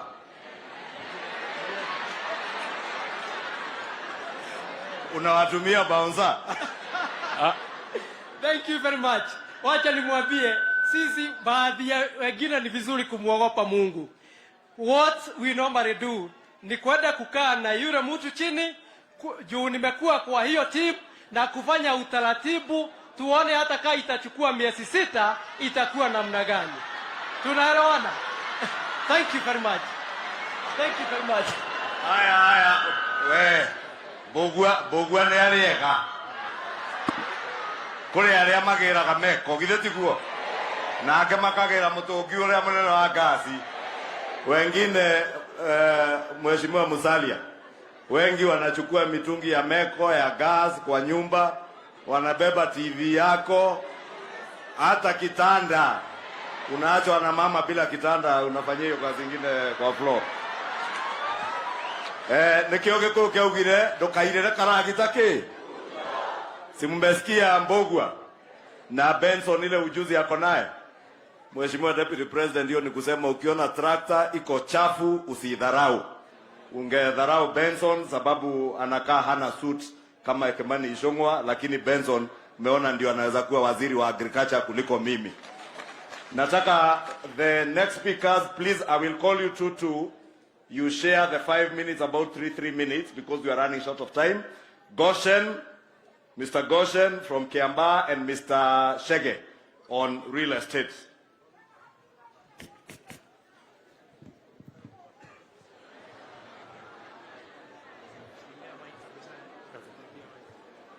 Chamge, Your Excellency, and all the protocol observed. This morning, I'm very happy kwa sababu ya ile hope tumekuwa nayo kusikizwa na zile swali ambazo umetaka kujua kutoka kwetu. How? Kampuni yangu inajiita Goshen Real Estate. Tuna deal na mambo ya kulipisha nyumba, kudevelop and all that. Mali nilianzia kulipisha nyumba as an agent. Nao tumeendelea kidogo, tumepata kuanza kudevelop pole pole.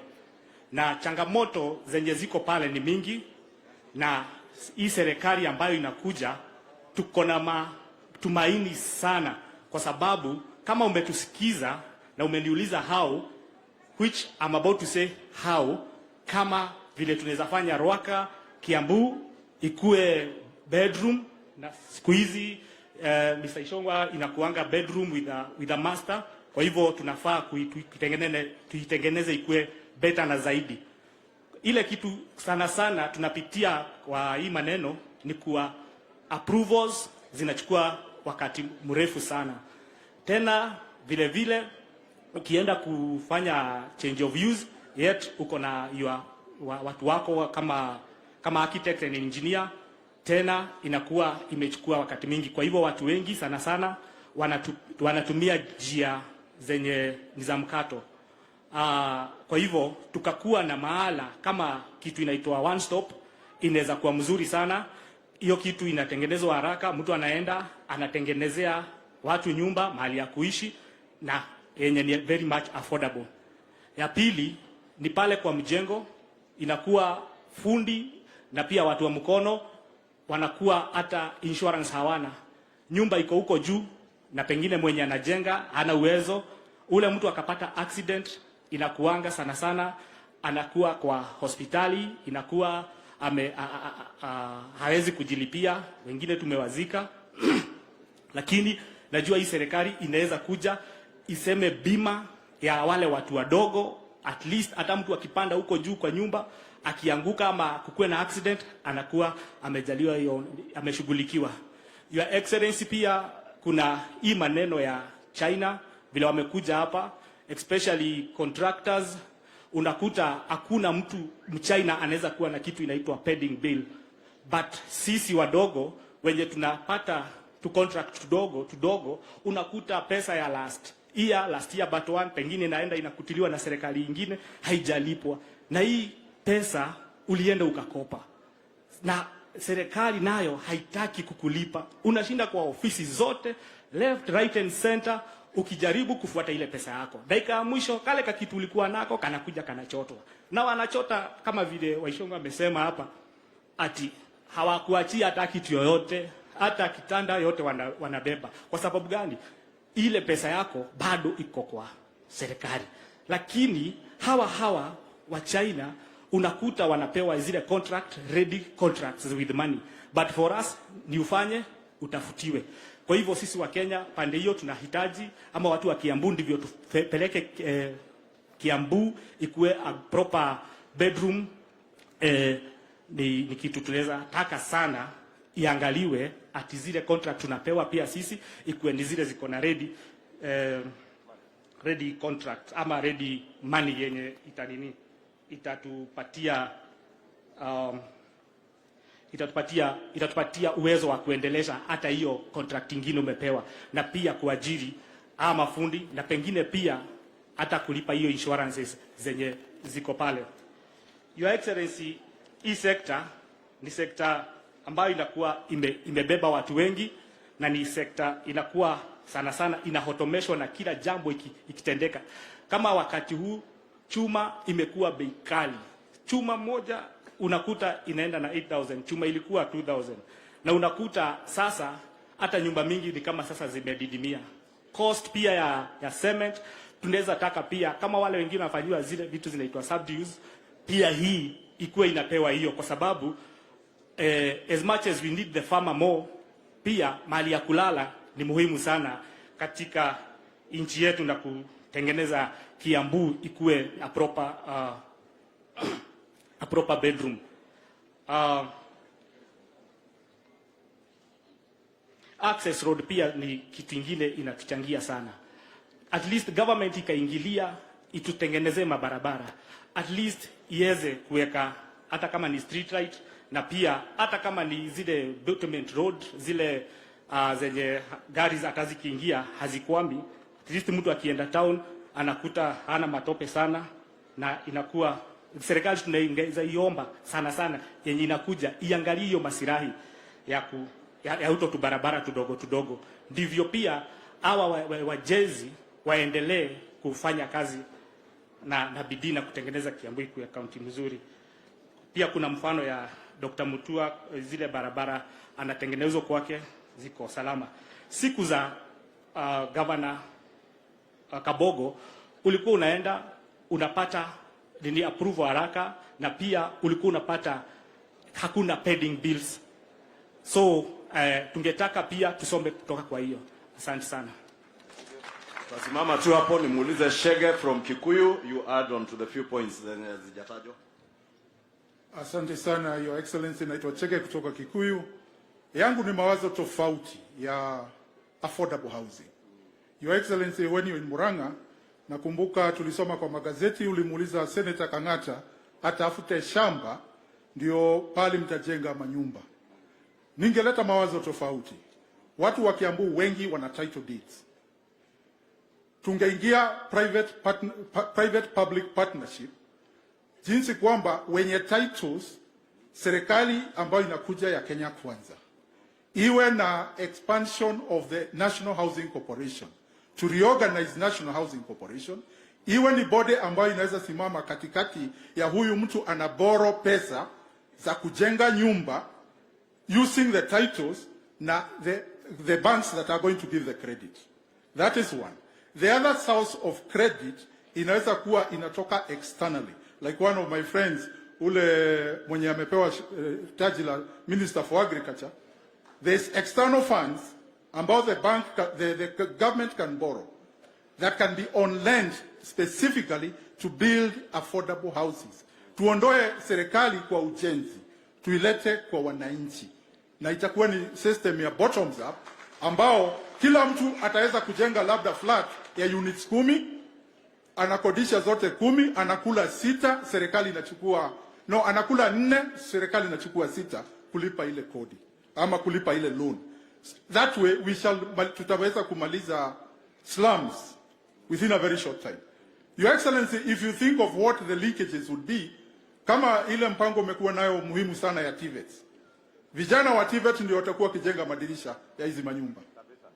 Kama kwetu Kikuyu, vijana wa TVET ndio wanajenga madeski ya mashule. If we could roll this one out across the country, tunaweza maliza shida ya ajira kama hapa Kiambu. Kwa mfano, if we are doing like 100,000 units of houses today in Kiambu, wale mafundi wataajiriwa mahali pale, mafundi wa mawe, mafundi wa mbao, mafundi wa rangi, madriver wa trucks, watu wa hardware, supermarket ile iliyo karibu, hata mama getheri wa kuleta kwa mjengo. The bottom up approach itakuwa imegenerate a lot of activity ambayo itasaidia kila mtu. And this one can be done across the country, whether it is Eldoret, whether it is Mombasa. Na hii project ukisonga nayo your deputy Mheshimiwa Rais wetu wa 5, every Kenyan atakusisitiza vile we are getting this as a bottom up approach, tutoe serikali kwa ujenzi. Like we did the construction ile imefanywa pale Ngara ya affordable housing. Ni one contractor ame benefit. Na ni Mchina. Na Wakenya wengine wale wamehusikana na yeye. Lakini if we were to do this, we empower everybody across the nation all the time. Asante sana. Thank you. Thank you, Bwana Shege. Is that correct? Yes, Shege. Yes. So, I agree with you. Wakati nilisema pale Muranga, sikumwambia ule Kangata tununue. Hapana, nilimwambia tu identify. Ili tuweze kufanya hiyo unasema public private partnership. ile kitu serikali lazima itasimamia so that it becomes truly low cost housing. Shida ambayo tuko nayo ni kwamba yule developer anataka faida karibu mara 3. Anajenga nyumba ya milioni 1, anasema anauza milioni 3.5.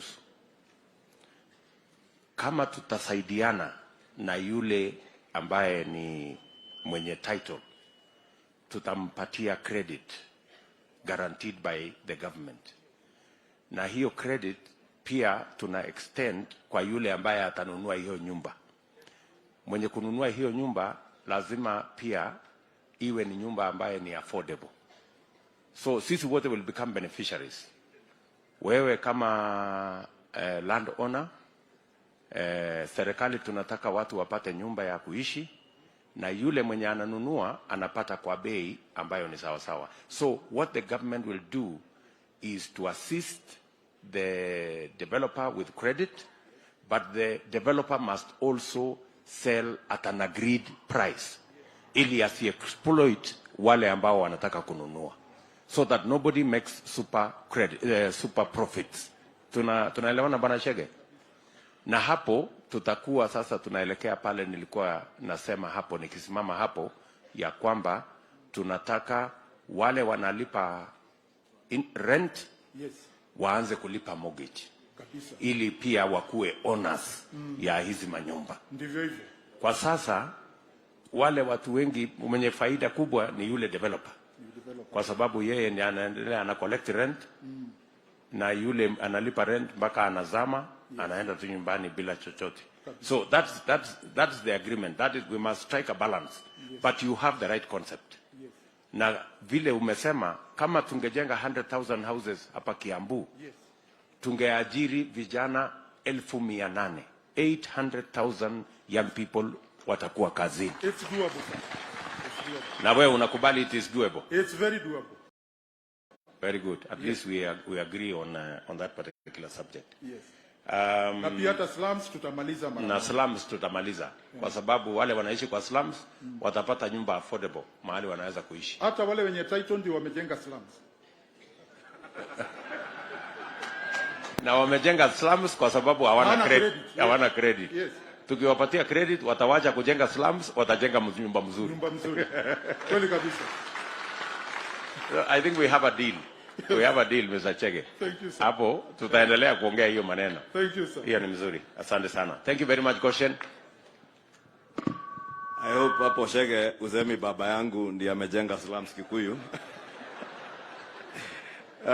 Next nataka tusikie Mboga ambaye ni mama mboga kutoka soko ya Kang'ang'i pale Kiambu. Mboga, karibu. Kagagi. Doko ya Kagagi kore ya Kiambu. Karibu karibu dakika 3.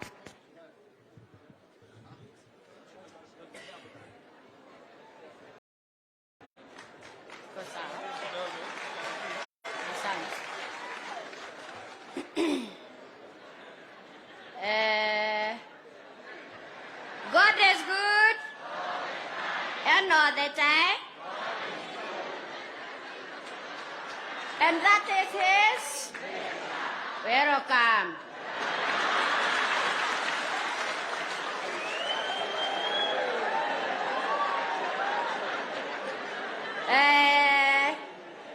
Our dear lovely DP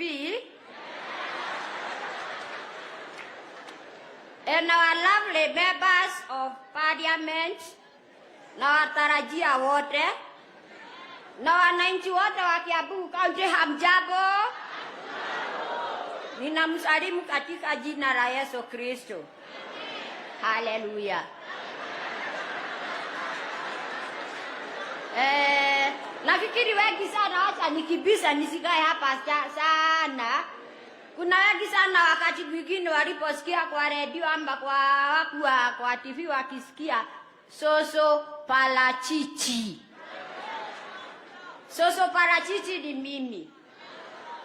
Na hapo ni uge kidogo mwingine ametaja upande ya parachichi. Haku pronounce vizuri, alikuwa anasema parachichi. sio parachichi, palachichi.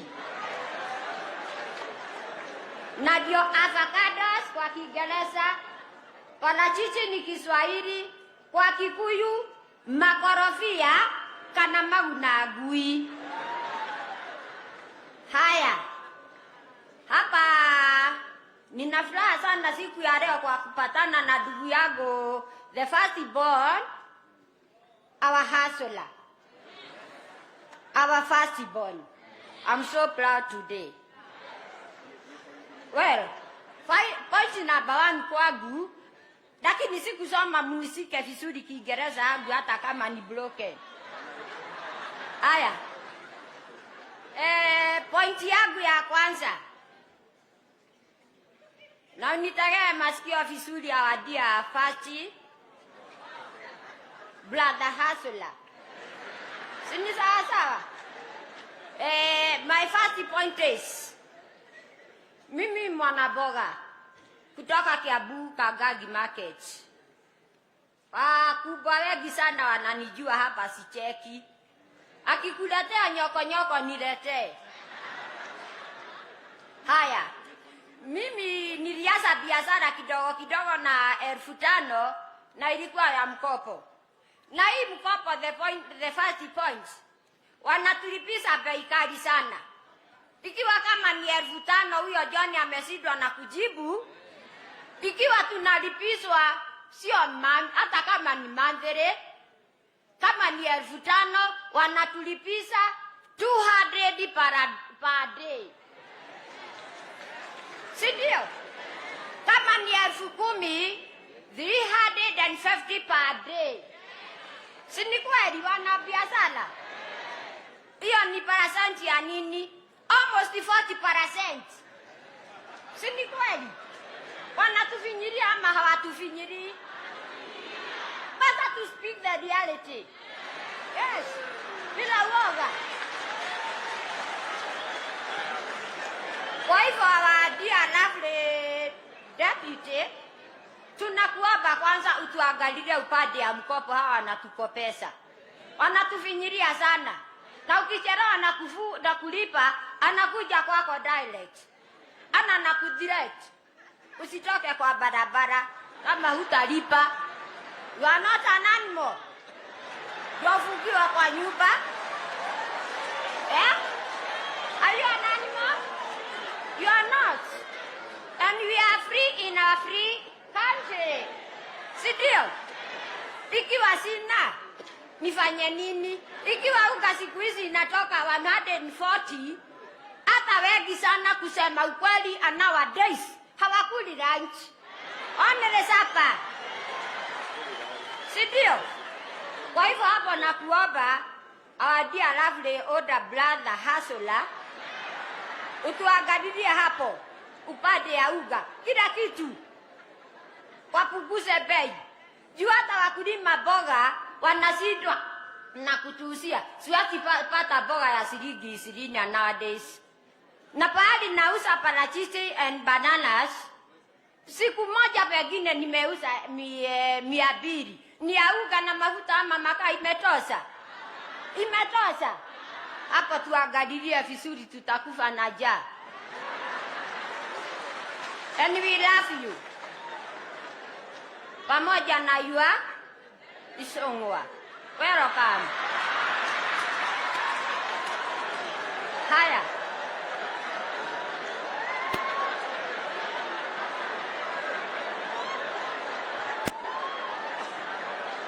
Ndio hapo tuweze kukula lunch. I'm 70 years now. Hebu niangalie vile karibu niende na bokola. Why? Na chakula tuko nazo wa DP. Hapo tuangalilie vizuri. Ndio napo wenye saba waweze kuchusia mboga vizuri, na hawa mablokers wanakuja wanatuusia rahisi. Hiyo point number 1. Point number 2. Nani kwa Kagagi Market? Kagagi Market. Na sitaogopa nikisema hivi. I'm free in our free country. Sindio? This government tuko nayo imetufinyiria sana. Kila mtu akiingia hii Kagagi market nitamjengea. Mpaka lini? Until the end of my life. Ya tutajengewa. Haiwezekani. Na sitaogopa hata mwenzako alikuja siku moja akatwambia hii nitamjengea after 6 months. Hatukujengea. Kwa hivyo hiyo ni kitu ya kwanza na kuomba. The first thing, utuangalilie soko ya Kagagi. Mabati imeseeka kama mimi.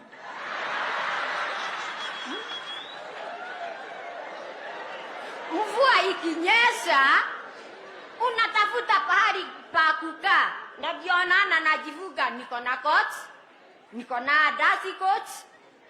Hii ni ya kuzuia baridi mvua ikinyesha na ati niko Kagagi market iko na mabati. Where? Hakuna. We don't have. Mvua ikinyesha, our dear lovely DP inaingia mpaka kwa chakula. Inaoza yote. I must speak the truth. Kagagi mpo. Sini ukweli naongea. Kwa hivyo kitu ya kwanza utufanyie hiyo Kagagi market. Tupomolewe. Utujenge upya hata ukiwa ndani hata customer akikuja unamuuzia na furaha. Unyeshewi inaanza kuonyesha customer na hepa. Juu hataki kunyesha. Nimebaki peke yangu. Parachichi yangu na banana sintapeleka wapi? Sisi naosa. Sina tupa. Na watu wa Gurue hapo ndio wanafurahia nitupe waje warokote. Saida mimi nachomeka.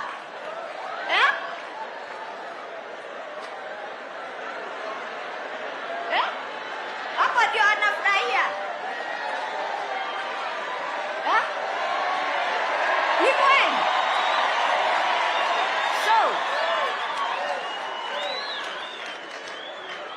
Hiyo point uangalie vizuri. Na hiyo soko ukitengeneza, wani Ulaya ndio wanajua kutengeneza parachichi peke yao. Tunawatolea hapa ati ni imported. Wanaenda huko wanatutengenezea, wanaturudishia hapa. Na sisi tulipalilia. Wanatuuzia bei kali, si ndio? Hiyo Kagagi market ukitengeneza, ujenge uipigwe plan, upatie mtu anajua plan yenyewe. Plan yenyewe. Atengeneze pahali wenye parachichi, wakitoa kwa saba, wanaleta hapo kwa soko, wananunuliwa hapo, na hawa wanapeleka airport. Hata sisi tunaweza fly tukienda airport kupeleka yetu. Si ndio? Haya, hapo nimetoka. The right point. Hawa wameajiriwa uwafikirie. Hawa ndio tunategemea waje watununulie. Ndio tupate kitu ya kulipa karo ya watoto na ya kulipa house rent. Juu hawa ninaona kumeletoa maagent hapa. Wanatukibisa. Kwanza agent yetu siku hizi anikaribi. Siku moja nimwambia Kenya juu tukinchareza nitakuchalasa. Usijaribu kuingia kwa nyumba yangu. Nikosa kupatia mtoto chakula nimlipe nyumba. Why? Akapatia wake. Hey.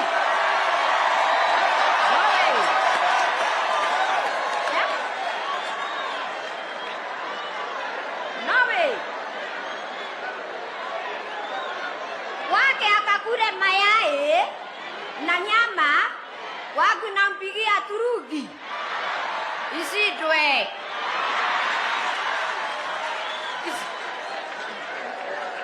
Isidwe. Katika jina la Yesu. Hapo ni kweli. Ndio hapo napo wajue vile wataongezwa. Na nikimalizia, tuangalilie upande ya shule. Sio saa yote walimu kutufukuzia watoto na tunadanganywa. Tunadanganywa ati shule ni ya bure. Wapi? Hakuna bure.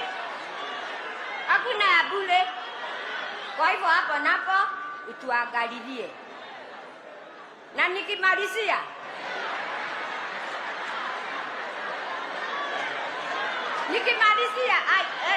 Nikimalizia our dear lovely.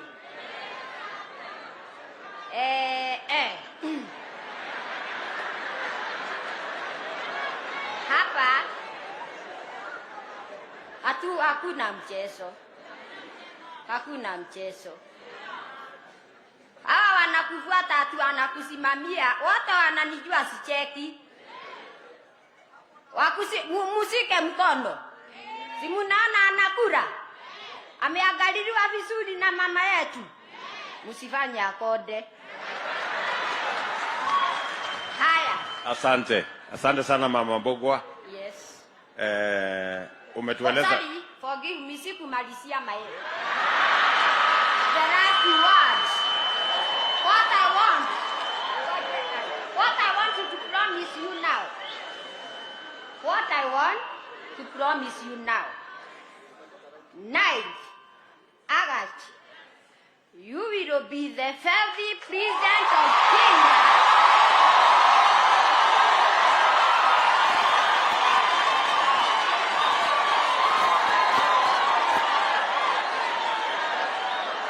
Asante. Go to the office. Asante. And sit down. Yes. About 10 years without fear. Asante. Asante sana Mama Mbogwa. Ngojea kidogo mama, Umetuambia kuhusu Kangangi Market. Yes. Na mimi naamini ya kwamba kuna wafanyabiashara wengi kama wewe. Yes. Ambao wanafanya kazi yao kwa mazingira kama hiyo ya Kangangi Market. Hata kuna wengine wengi wanatandika mali yao barabarani. Hiyo ni kweli. Mahali kuna jua, mahali kuna mvua. True. Wewe unapendekeza ya kwamba lazima tuwe na mpango wa kujenga soko mahali pazuri, mahali ambapo kuna maji, yes, mahali ambapo kuna choo, kuna taa, na mahali ambapo ni pasafi, mnaweza kufanya hiyo biashara yenu. You are right, because Kiambu town ni center ya Kiambu county. Yes. Yes. So na sio Kiambu peke yake. Tujenge Roiro, Thika, Gatodo, Limuru, Kikuyu, namna hiyo. Everywhere in Kiambu. Namna hiyo. Asante. Yes. Haya, jambo la pili, na mimi nataka nikuhakikishie ya kwamba vile tumejenga ile market iko hapo Kiambu town. Yes. Tumejenga market ingine pale Kikuyu. Bado tuko na nafasi ya kujenga markets nyingi. Na hapo ndipo unasema ijengwe masoko, yes, mahali pazuri ndio biashara iwe iendelee vizuri. Yes. Jambo la pili, umesema wale wanawapatia pesa ya kuendesha hiyo biashara wanawalipisha interest ya juu sana. So ungependa kuwe na mpango ya serikali, yes, ambayo mnaweza kupata pesa, ndio, interest ya chini, alafu ndio muweze kuendesha hiyo biashara. You are correct. So kwa maoni yako Mama Mbogwa, kwa maoni yako, ungeona hii interest ya pesa ambayo mnatumia katika biashara yenu ni karibu interest ya kama interest ya ngapi kwa mwaka ndio inaweza kuwasaidia bila ya kuwafinyilia na bila ya kusumbuliwa na hawa watu wa kuwapatia pesa? Well, kwa maoni yangu, badala ya hawa wanatukopesa pengine kwa wiki, kwa mwezi, wanakuja kuchota kila kitu na baki bila kitu. Watoto wanalala chini. Je, serikali tuko nayo na tunina imani tutaipata na tumejishikilia ya UDA, tunaweza itutengeneshe vile tutakuwa na sako ya serikali ati kila mtu hawezi kosa na kulipa. So muko unapendekeza ya kwamba wale wafanyabiashara wawe na sako? Yes. Na hiyo sako ipatiwe pesa ya serikali. Good. Bas, nafikiri tumekubaliana hapo. Alafu ya mwisho, ya mwisho umesema ya kwamba ili muweze kupata wateja wengi, unapendekeza ya kwamba kuwe na nafasi ya ajira. ili wale ambao wameajiriwa waweze kuja kununua bidhaa zenu. Yes. So una support program yetu ya kupanga ajira ya vijana. Very well. Kabisa Sindio? Bas, asante sana Mama Mboga, tumekusikia. Asante kwa mawazo yako. Na nikitoka hapa kwa jukwaa, sikilizeni kidogo. Si mnaona hata amenitorea kofia? Yes, amota than him. Sikilizeni hapa. Mosiali ne mosiali, ne agosiali leo na korwa nekioje. Ade tumu ne agosiali le, si ndio? Vile mimi nataka kusema, our dear older brother Hasola, niko na jodo nilibebea mama yangu, our first lady, naweza letea wewe hapo, umpelekee.